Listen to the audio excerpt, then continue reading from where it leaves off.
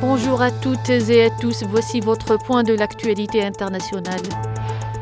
L'Assemblée générale des Nations unies a adopté mercredi un projet de résolution soumis par l'État de Palestine, appelant l'entité sioniste à mettre fin à sa présence illégale dans le territoire palestinien occupé dans les 12 mois. Le texte, qui fait suite à l'avis de la Cour internationale de justice de juillet sur l'occupation sioniste, a été adopté par 124 voix pour, 14 voix contre et 43 abstentions.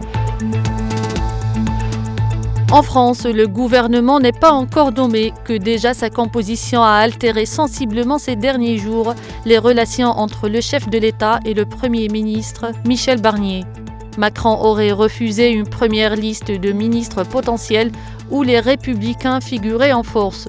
Les deux hommes s'affrontent aussi autour de certaines orientations politiques, comme des hausses d'impôts que le nouveau Premier ministre envisage d'imposer. Au Pérou, la présidente Dina Boluarte a déclaré mercredi soir l'état d'urgence dans 3 régions du pays où sévit une vague d'incendies qui détruit des milliers d'hectares de forêt.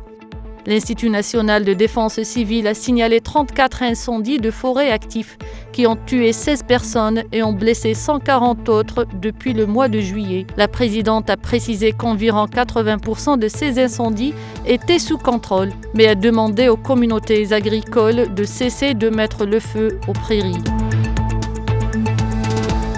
En Colombie, le gouvernement a annoncé mercredi la suspension des négociations de paix avec l'armée de libération nationale au lendemain d'une attaque contre une base militaire du nord-est du pays attribuée par les autorités à cette guérilla. Le ministère de la Défense a indiqué que 2 soldats sont décédés dans l'attaque contre la base mardi. 5 ont été gravement blessés tandis que 21 autres souffrent de blessures sans que leur vie ne soit en danger.